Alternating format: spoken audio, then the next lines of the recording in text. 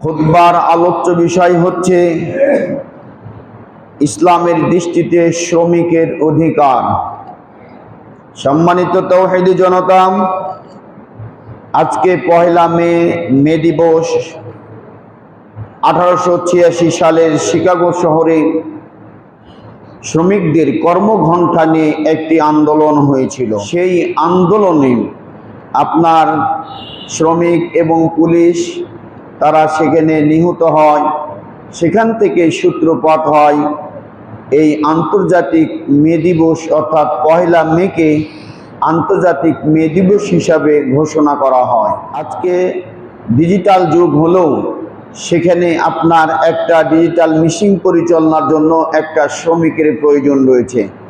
যদিও সেখানে শ্রমিকের সংখ্যা কমেছে, কিন্তু শ্রমিক ছাড়া সেখানে সে মিশিং পরিচালনা করা, সে উন্নয়ন করা কখনোই সম্ভব হবে না। আপনার একটি শ্রমিক 8 ঘন্টা কর্ম করবে, 8 ঘন্টা বিশ্রাম নেবে, 8 ঘন্টা ঘুমাবে। এই হচ্ছে 24 ঘন্টা ভাগ করা হয়েছে আপনার একজন শ্রমিকের শ্রম ঘন্টা হিসাবে। শ্রমিক যে শ্রম দিয়ে থাকে এর মজুরি অবশ্যই তার মনিব বা মালিককে দ্রুত মূল্যায়ন আপনার পরিশোধযোগ্য বা পরিশোধ করতে হবে।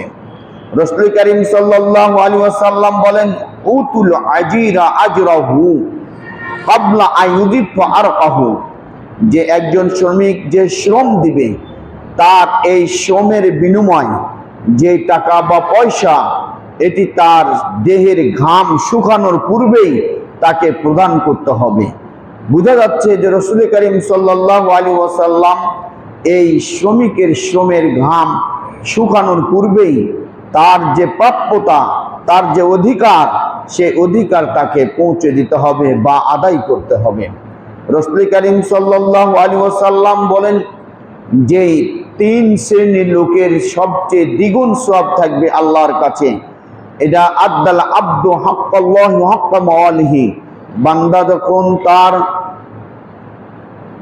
যখন আল্লাহ এবং তার রাসূলের অর্থাৎ আল্লাহর হক আদায় করবে এবং বান্দা যখন তার মনিবের হক আদায় করবে, লাহু আজরান, তার জন্য দ্বিগুণ সওয়াব রয়েছে।